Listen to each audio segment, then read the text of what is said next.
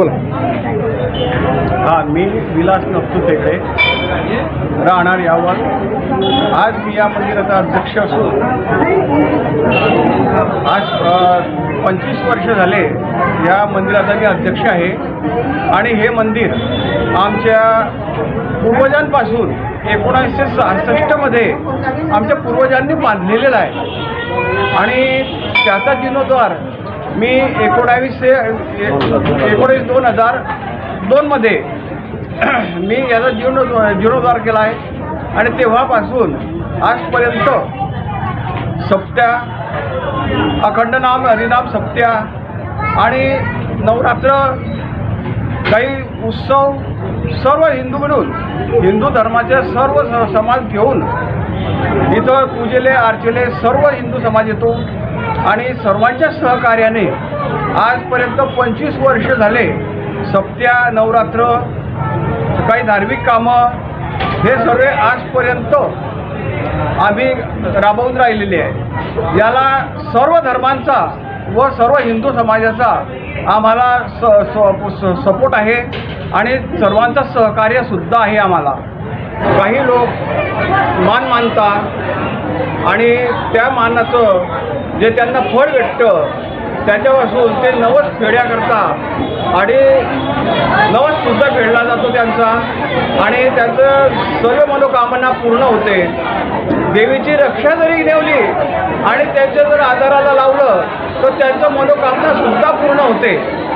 आणि चैत्र अष्टमीला आमचे कानांचा कार्यक्रम राहतो. हा कानांचा कार्यक्रम सर्व बाहेरचे बंधू भाऊबंद आमचे सर्व जमा होतात आणि कानांचा कार्यक्रम मोठ्या उत्सवात साजरा होतो. सर्व खटले मिळून कानांचा कार्यक्रमामध्ये सर्वांचा सहभागी होता.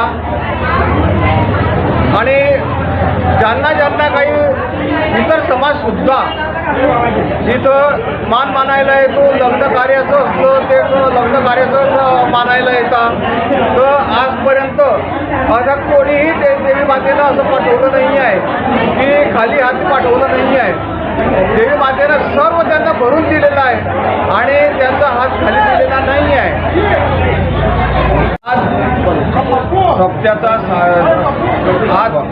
आज सप्त्याचा 8वा दिवस आहे. या सप्त्यामध्ये 8 दिवस आज वर्धापन दिवसाचा मान आहे. देवीचा वर्धापन दिवस झाला आणि होम हवन सुद्धा झालेला आहे. आत्ता जाऊन हवन झाले आणि लोकांचं जेवणाचं महाप्रसादाचा कार्यक्रम सुद्धा चालू आहे इथं. हा कार्यक्रम आमचे आदरणीय बाबा जगन्नाथ महाराज आंधळेकर यांच्या प्रेरणेतून आणि यांच्या कृपाशीर्वादाने हा आजपर्यंत 25 वर्ष झाले हा कार्यक्रम चालू आहे. हा कार्यक्रम युवा कीर्तनकार जयेश महाराज पाटील वाघूळ यांच्या सुमधून अमृतवाणीमधून कथा वाचण्यात आलेली आहे. आणि आज त्यांच्या मुखातून संत अखंड हरिनाम कीर्तन सप्ताह संत चरित्र हा कार्यक्रम घेण्यात आलेला आहे. आणि या कार्यक्रमाची सांगता ही आज आहे. त्याच्यामुळे महाभंडारा हा आम्ही 15 पोत्यांपासून ताजा थोडं कमी झालं तर 7 पोत्यांपर्यंत आलेला आहे. आता कमी होतो आहे. आणि आता तरी 7 पोते कुठून जात आहे मला तरी त्या परीनं आम्ही सर्व परीनं करत राहतो आहे.